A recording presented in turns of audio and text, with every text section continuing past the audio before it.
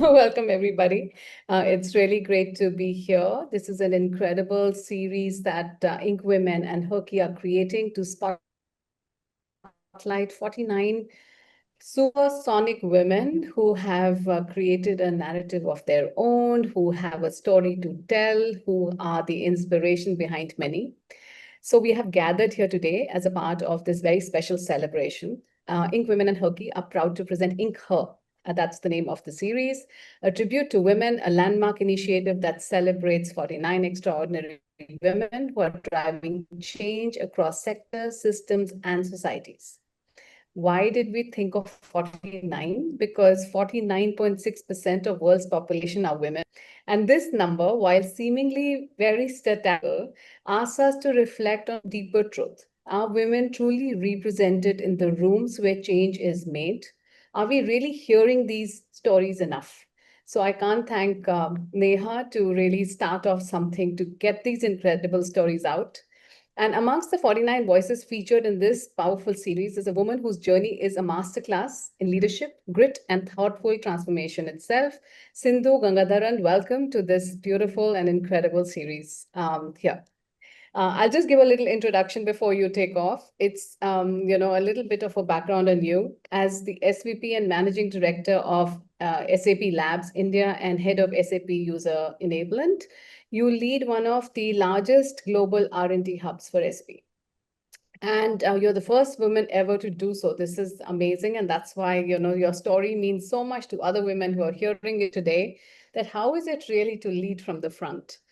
Well, but the captures don't alone capture your story. So you are here to talk to a beautiful person, Neha Jain and Archana, today. She's the founder and CEO of HerKey, India's largest AI-powered career engagement platform for women. A Wharton graduate herself, a serial entrepreneur, she launched HerKey after a career break of motherhood and has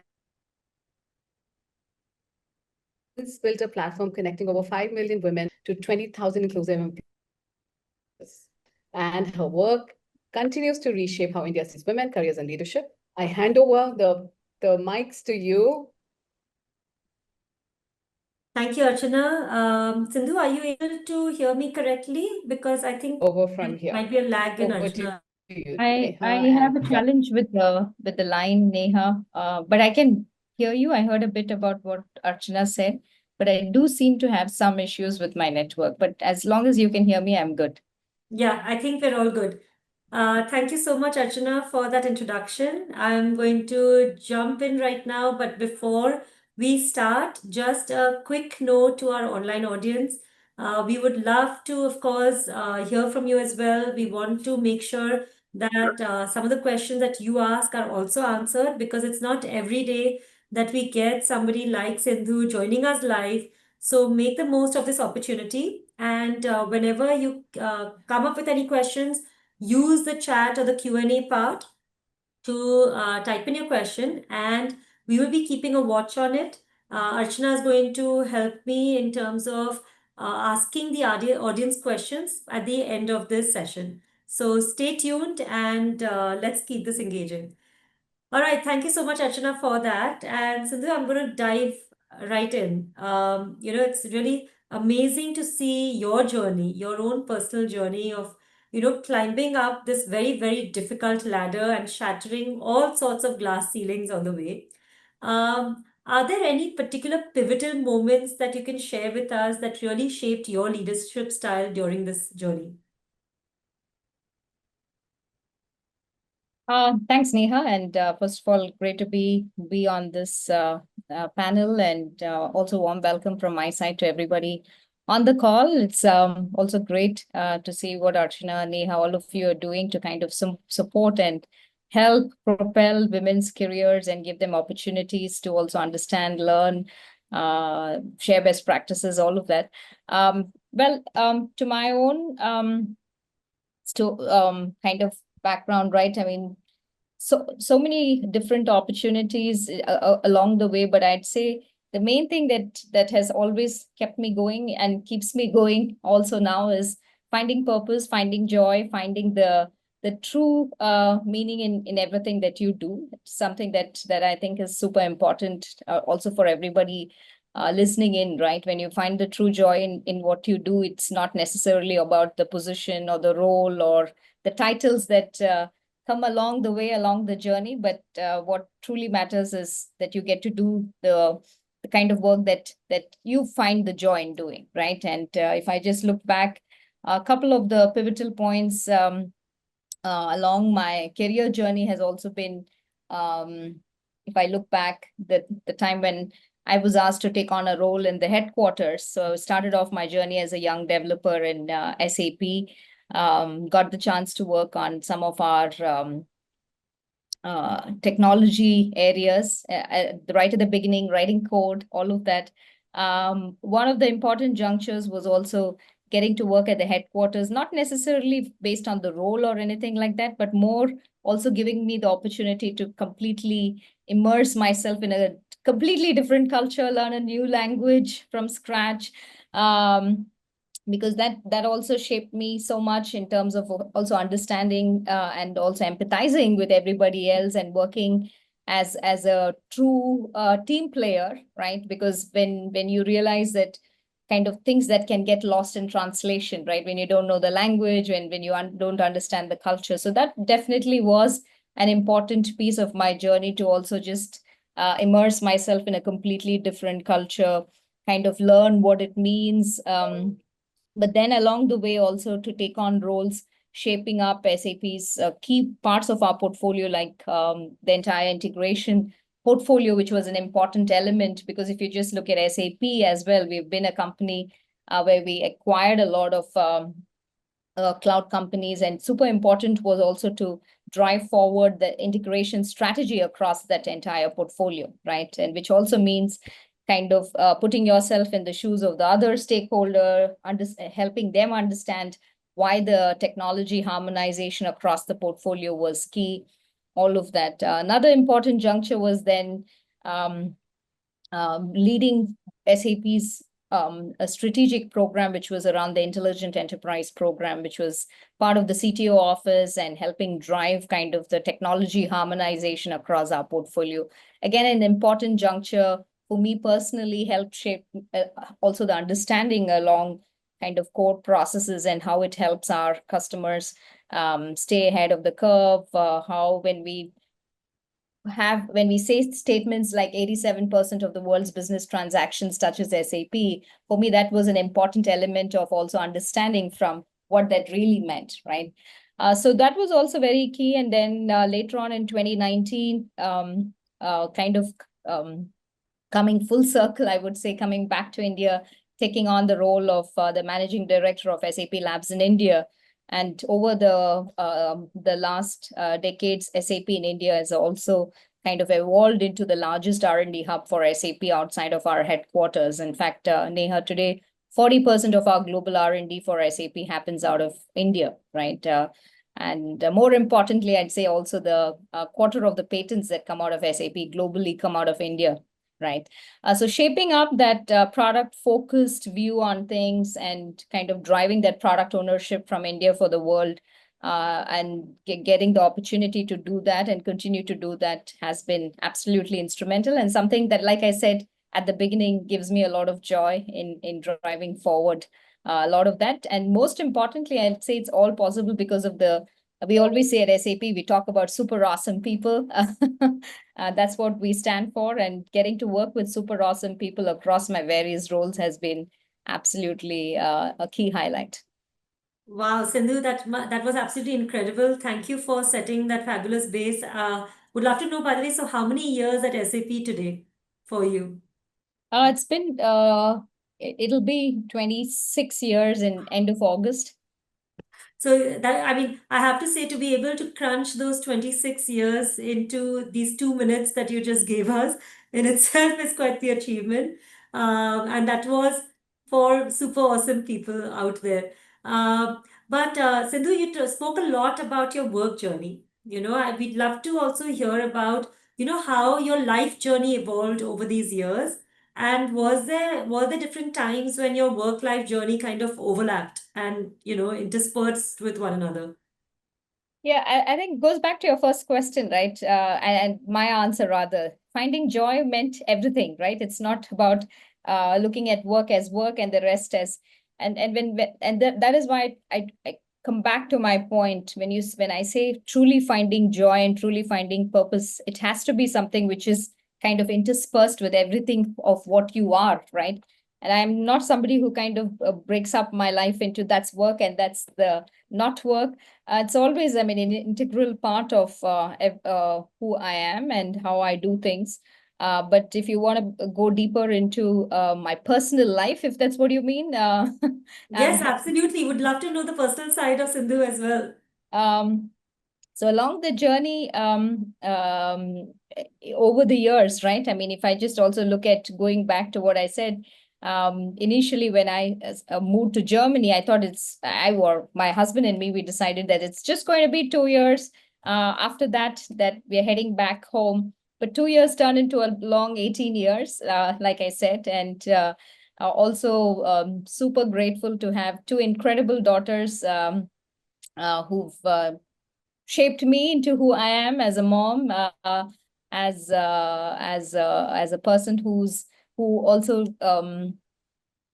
understands what it means to for young women at a time in their lives to kind of also show up, be there, be present, be kind of also learning what it means to be a strong individual in their own rights, and helping shape their journeys has been something that brings me again a lot of joy and a lot of purpose, and something that I'm truly proud and grateful to be doing, right? And I always say I have two daughters and one son. My son is my dog Dexter, who's a Labrador, who came into our lives later on, and when we moved back to India.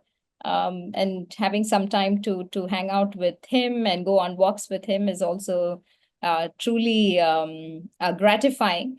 And also as a person, Neha, I'm somebody who always has been someone who's for me who's important when it comes to also striking that mental clarity and clarity of thought. And as all of us on this call knows, when we talk about mental clarity and clarity of thought, it happens not just with reading 15 books or something like that. So for me also, the focus on having that mental and physical well-being has also been something integral to my overall journey. I'm a deeply spiritual person.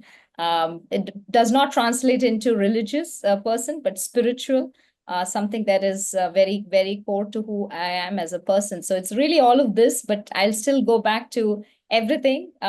Truly finding the joy in what I do, be it with hanging out with my kids or with my dog or with my partner Brian, or immersing myself in cultural aspects in the countries that I travel around or get to travel around. All of that shapes me as an individual, Neha. Fantastic, Sindhu. Thank you for that. And yes, I completely agree with you that work and life is actually part of the same flywheel. You know, as one gets better, it feeds the other. And as the other gets better, that feeds the other as well. And so many learnings from one side to the other. Yeah. Sindhu, getting back to SAP Labs, you know, you're the first woman to head SAP Labs India. Is that correct? That is correct, yes. Okay. That itself is a huge mantle to carry. So what did that milestone mean to you personally, and what kind of responsibilities did it bring with it? Yeah, Neha, again, I never saw it. Actually, it was one of the Times of India or Economic Times journalists who kind of phrased that into a kind of a headline, right? But I never saw it that way as the first woman or anything like that. I think all of us are leaders in our own right. And we are not leaders because we are a woman or a man or anything like that. We are leaders because we are leaders, right? So I have to admit, Neha, when I took on that role, it was not like, oh, first woman to head up SAP Labs in India. Not at all. I mean, it's again, like I said, it's the work that leads you to the roles that you get to be, and of course, being at the right place at the right time. No question about that. But a big part of it is the work that you put into the trust that you build, the success that you bring into the roles that you drive forward. And so for me, it was more of I would say the previous role that I had before taking on the role of managing director at Labs India was also, like I said, driving that the strategic program for SAP, which went across our the entire portfolio at SAP, right? And that was an important stepping stone because our labs in India also, if you just look at how the product portfolio is represented, it's the only location for SAP where we have the entire breadth of our product portfolio in one location, right? So that was also an important deciding factor also for the executive board to have somebody take on that role who kind of has that deeper understanding of the portfolio, because a lot of the investment was or continues to happen in India. As we speak, Neha, our second campuses in Bangalore will be opened up in August of first week of August, right? So India continues to be a very strategic By the investment. way, Sindhu, I have to say that's really good news for me and for the ones watching this, because we're definitely going to want those jobs on the platform for our women audience. So, so That's great. I would like to plug that in terms of, please do make sure that we fill that up with a lot of women, those second campuses that are coming up. Absolutely. I mean, women are, again, like I said, right? For us, we are on a mission, Neha. So today, what is it? 37% of our workforce is women. My target is to get it to 50%. We are on it. And why not, right? I mean, like you said, 49% of our population is women. So in that sense, and also if I just look at India particularly, we are the country when it comes to the highest number of women in STEM coming out of universities every single year. So it's an absolutely achievable target. And so in that sense, we are on a mission at SAP. I'm absolutely sure we'll get there. But it's also up for women to kind of also raise their hands, take on those roles, drive with confidence, right? And that I think is also important. SAP,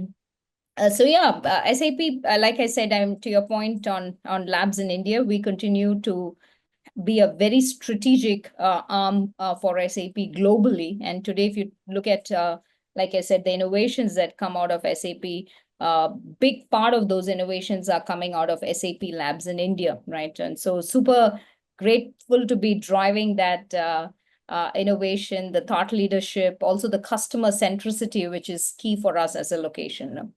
Great. So, Sindhu, I'm going to move to the topic about women in technology that you touched upon right now. If you can kind of lay out how important it is for women to embrace technology, also what you're seeing in the technology landscape when it comes to women participation, and how this journey played out for you yourself. Yeah, sure, Neha. I mean, as somebody like you who's driving forward a lot of the AI innovation and the kind of story that that was shared by Archana at the beginning about your own journey, I think that's so inspirational for everyone also listening, right? And if you just think about the opportunities, I mean, if I just reflect back particularly on the last couple of years, right? I mean, one thing that is happening around us is the pace at which technology is changing, right? I mean, it's just fascinating, and to kind of see how technology, and particularly also with the huge massive change that we are seeing with generative AI, particularly, right? And the way it's transforming industries and core processes, I think it's fascinating. And again, there's a massive, massive opportunity for each one of us to participate in this phenomenal transformation that we are. I think it's one of a kind of an experience, if you ask me, to be in the middle of that and to really be part of that kind of transformation. And again, to all the women listening in, and this huge opportunity for us today in terms of technology being kind of democratizing everything, right? And in terms of using technology to also, today, if you're a young entrepreneur looking at kind of making your ideas made available and known across the length and breadth of the country or across the world, there's so much of technology that you can use to kind of get to that, right? You don't need like 6 departments to help you kind of create a a pitch deck, or how do you approach a customer. I mean, there's technologies available for you to kind of go out there, do that very quickly. And I think that's also the power of AI and the potential that exists for particularly for women and women across the length and breadth of India or the world for that matter, right? Today, everybody has access to it. I mean, also if you just look at models like DeepSeek that came out, right? Even the whole, how would you say, the boundary conditions that we thought would apply to large language models was completely crashed literally on that, what was it, the 27th of Feb when DeepSeek came out with their LLM, right? So again, what I'm trying to say is the pace of technology is super fast. And then again, for us to leverage that as well, one important trait that I think we all have to imbibe is also this constant learning, right? And that mindset of learning, and not kind of saying, oh, I know everything. No, I don't think any of us can know everything. And as long as we have that mindset of continuous learning, being open to also embracing new ways in how we do work, new ways in which we use these technologies to totally rewire, reimagine, repurpose the way we do things, the way we look at processes, the way we can shape also industries, the ways of working, the way we can totally revolutionize areas like education, agri-tech, fintech. I think, again, going back to my point on being open, being more collaborative, having that mindset of wanting to learn, right? And then I'd say use those opportunities to also show up, be there, because there are many that's happening around us. It's really up to us to also keep our minds open and jump in there when the opportunities arise, right? And many times as women, we are often taught to kind of wait for that right moment, all the right credentials, the right confidence. I'd say no, just be a bit more bolder and braver, just jump in there. In the process, you will learn, even if you come out kind of, hey, that was not exactly how I desired the outcome to be, you'd still learned a lot, right? I mean, for the next opportunity that comes, you take that learning with you. So I'd say that's a little bit of what we all need and want, and continue to the way we drive forward, no? Yeah, absolutely, Sindhu. And I think, in fact, and there's so many women on a break who are joining us today also, technology is such a great way for them to even leapfrog. Yeah, because anyway, there's so much changing that even women and people who've been continually working, they need to keep relearning and upskilling themselves. So if a woman's been on a break, she can just leapfrog into the latest technologies. Sindhu, that was on the women's side. What are the kind of changes that are still needed to be done from the system point of view, from companies' point of view, or societal point of view, or government point of view, to really create truly inclusive tech workplaces? Yeah, I think organizations, of course, governments clearly, and if you just look at the number of initiatives the government of India particularly is also putting in to support young women entrepreneurs, or the kind of seed investment that goes into women-led startups, or to also going into the length and breadth of the country when it comes to also digital skilling initiatives to help both women as well as men to kind of build those skills that's needed, but also to build those entrepreneurial skills, which I think is even more needed, is very, very important. But at the same time, large organizations like ours have a very important role to also have the right policies, the right practices. Like if I take one of the policies, Neha, that we have at SAP, right? The returnship program is something which is again very important for particularly for women, because many times, whether we like it or not, the burden of having to step out from your career path at critical points in time, be it to raise your kids, or to support your parents, or to whatever be it. Many times, whether we like it or not, the burden falls on the women, and many times you have to take a break, come back. And so it's important when organizations also support programs like returnship, where along the journey as well, you constantly keep connected. You have a mentor with whom you can work with during the time you're away, so that when you're back and you feel you're ready now to step back in, it doesn't feel like a massive kind of a how would you say, gap that you had, right? But you're always plugged in and you're always there, but of course you're not actively kind of driving forward products or portfolios or programs, but you're very much plugged into what's happening within the organization. You're connected to key people, and so that when you come back, you really have the possibility to take that on with the full focus that and energy that you bring in, right? So programs like that.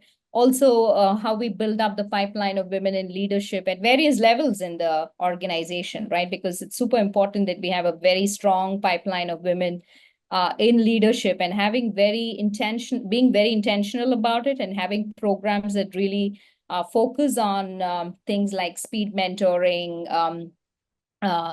doing the career matching with the right kind of mentors and sponsors becomes also super important. And these cannot just be one-offs. It has to be thought through. There needs to be policies, practices, guidelines in place. And today we are doing a lot, be it in my role at NASSCOM, or be it in my role at the Indo-German Chamber of Commerce, or in my role at SAP itself. I mean, sharing and learning, right? Because no one organization knows it all, but it's also about, and platforms like here at INK as well, where we are talking about and best practices and or role modeling, right? Because many times it's also about, okay, if she's done it, we can do it too, right? And I think role modeling is also very important, because I still remember when I started off my career in technology back in the late 90s, Neha, there were not many women leaders in technology, right? I mean,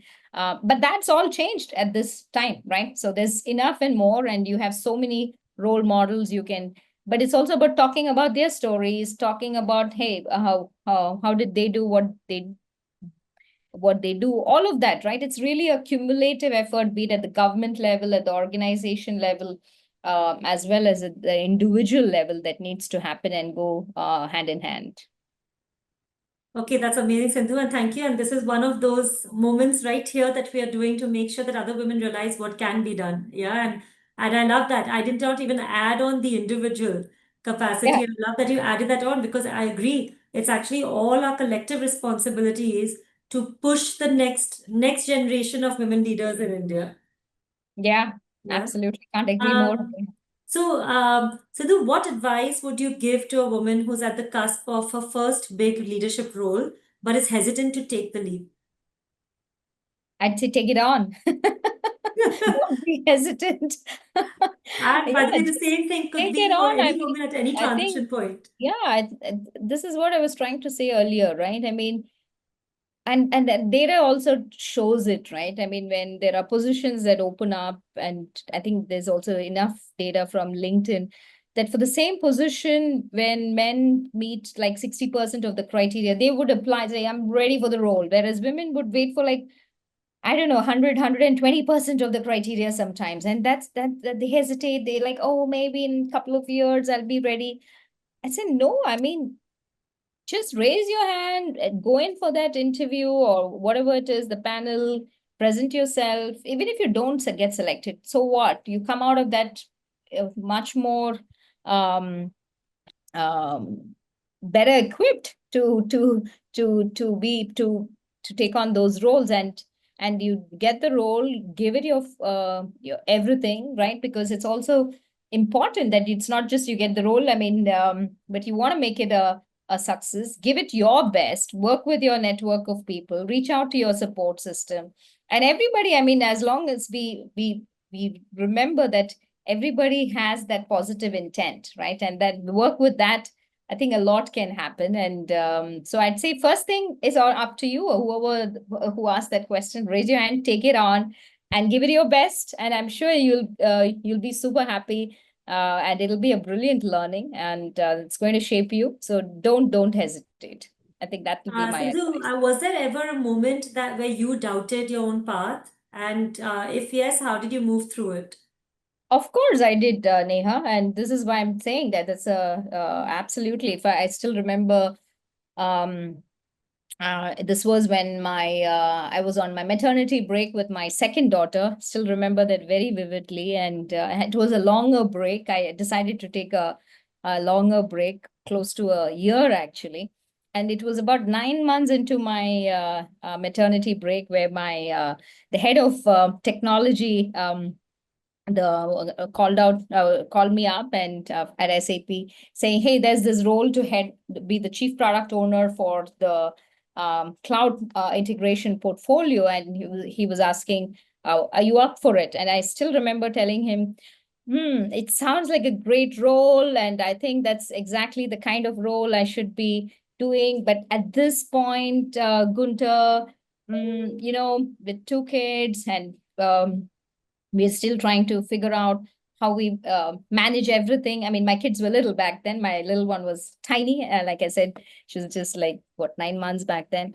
And and what helped me at that point in time was Gunter telling me, "Sindhu, you just tell me if you're ready to take it on. We'll figure out the rest." And that was such a reassurance for me at that point in time. I was like, oh, because, and this is what I mean, right? People want the best from you, and we need to, or I mean, if it was not a person like Gunter, maybe it could be somebody else who's you, but you can ask, right? You can ask, "Hey, this is what I am, as long as I'm able to manage all of this." And sometimes we hesitate to also ask. So I'd say, yeah, I did hesitate back then, Neha, but it was important to kind of have that backing No, from and that's what, Sindhu, when you hear stories like this, you realize that you can ask. Yeah. I mean, first of all, kudos to Gunther yeah, to of course. say that, to And have that that is what we need reaction. to all give it back, right? I mean, in Yeah. our roles, and because and this is something that sticks with me every time I have those conversations, and I'd say, what is the best I can do to whoever it is, right? Create those opportunities and pathways. And I guess all of us have that role to play. And I think what's important to remember that is that all of us have those moments of self-doubt, and that's okay. Definitely.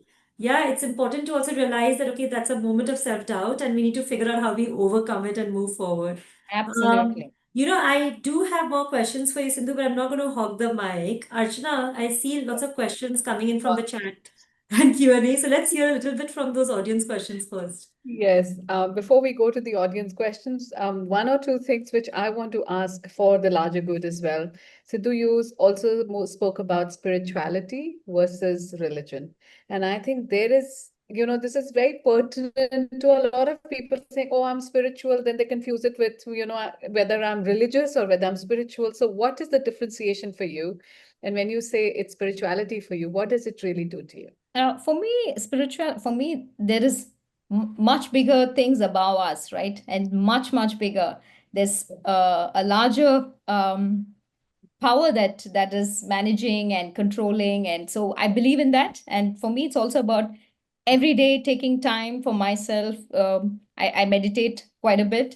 So that's something which helps me stay grounded, stay the clarity of thought, and which is super important for me. And so it's not just about those rituals or I'm not that person, but yeah, that's for me a fundamental difference. Believing in there's a larger power around us, no, and being able to connect to that. I don't know if that. Beautiful, and I think that's where your SAP super awesome people come from. When you devote a lot of time working on oneself from the inside, and that happens Absolutely, when you super align. important. Yeah, yeah, All yeah. right, so lots of questions here, but a lot of compliments to you as well, because people are saying that you don't look your age. If you wouldn't have mentioned you have two girls, they would never know. So, Kriti, thank Oh, you for goodness. Now this highlighting is very interesting. that. Yeah. And of course, there are lots of questions upon upskilling. So I'll take one of the questions saying that I want to upskill myself. And I'm from a technical background. I've done my MCA. So which course do you think SAP can really bring to me? And can I get a freelancing opportunity after that? Well, yeah, I mean, there's if you go on to our and it's not just SAP, right? If I just also look at what we are doing from the NASSCOM Future Skills Prime platform, right?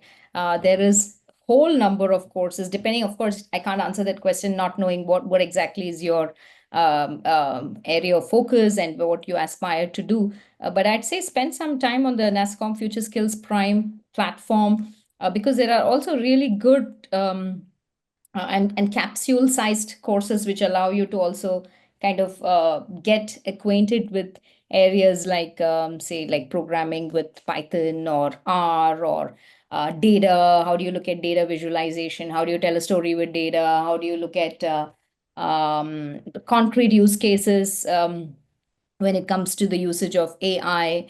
Or then if you really want to go deep, areas like deep learning, all of that. So there's, again, or completely different if you're looking at core platform capabilities, or domain expertise in say, how do you use GitHub Copilot, for example, right? Things like that. Again, there's lots available out there today. It's really up to each one of us to be very intentional about what is it that we want to accomplish, and then kind of, and of course, if you go onto the SAP website, again, there's lots of career opportunities. So please feel free to apply to those roles, and wishing you all the best in nailing those roles. Yeah, I think it will handle a lot of questions which are coming here on applying to SAP. The one question which comes to my mind also, and I work very closely on the product that I have built, which is called Second Act, and Neha also brings in women to bounce back into, the workforce. It is, about ageism. And one of our participants is asking that her age is coming in the way she thinks. Is it really something that she can do something about it? Is there really a barrier with age? Is it real, or is it something that stops us from our own growth? What is your finding on that, or your experience in I life? think I'd say search inside yourself first, right? If that's something that what you think, or do you have concrete instances of somebody kind of where you've nailed it completely, but you feel that you still didn't get it? But go back to those people and just be open about. Ask them, hey, I didn't make it, but tell me. Because sometimes I think we carry these own doubts and perceptions within ourselves, and it might not be the real. So I'd say ask for feedback if it was a particular instance that triggered you to think that way, or if it's a general statement. But I'm a strong believer and deeply believe in the fact that your work is what speaks for itself, and it's not your age or that's what I truly believe in, right? So, and I always say, and I mentor quite some people, and put in your best, right? And I'm truly believe in the fact that when you put in your best and do your part, everything else kind of comes together, right? And if you go with that kind of the mindset, I would say, already putting yourself in the defense, then that possibly also shines through in the interaction. But you come in with, and I, again, not knowing what exactly is the context of the of that instance, or if it's very generic, I'd say, yeah, it's go with what you have to offer in that role or whatever it is. And if it still didn't work out, ask for feedback. Why didn't? I think many times we step out of conversations without asking for feedback. And even if it's 2 or 3 minutes of the feedback, there's so much of precious insights that you might learn from those interactions, that helps take it forward, right? And again, don't take all the feedback also. I'll give you maybe one instance, which is also maybe helping somebody on the call. I still remember taking on, or planning to take on, this one role, and I'd reached out to a couple of my mentors, like, hey, what do you think about this role? And there was this one mentor where I was absolutely sure that he's going to tell me the right thing, right? And I still remember the response from him was, hey, Sindhu, think about your work-life balance. And I was like, what? Would that be the kind of feedback that somebody would give possibly another person looking at that role. So again, in the end, you have to also go with your kind of thought process, right? Not just take the feedback as it is. So it's a mixture of when I say ask for feedback, why you didn't make it, listen in, but also be clear which part of that feedback is something which you would truly take forward and acknowledge, and which part you would say is more biases sometimes that also exist amongst all of us, right? Yeah, thanks I so know. much. I know that you have a hard stop, so I I'll do. give it Yeah. back to Neha. I know lots of questions. All right, so nice to meet you. Over to you, Neha. All right, thank you, Archana. Wow, Sindhu, it would have never been enough to have you over here, and with the kind of questions and love pouring in. But I think I'm happy that we managed to cover a lot of different topics during our conversation, and I hope the audience, learned a lot from that. Sindhu, before you go, we would love to get one group picture on this Okay. online platform. So, Marissa, if you can give us a 3, 2, 1, or Abneet. Sure, Neha. Yeah. Just on the count of 3, 2, 1, everybody smile. We're going to take one more. Just a quick second. 3, 2, 1. Yeah. Thank you so much. Thank you, Marissa. Mm. Thank you so much, Archana, for being So part of thank this you. journey with us at INKWomen. And thank you, Sindhu. It was a real pleasure to host you. Thanks so much, Neha. Thank you so much, and thank you, Archana, and more power to everybody on the call. Take good care of yourself. Bye Thank for you. now.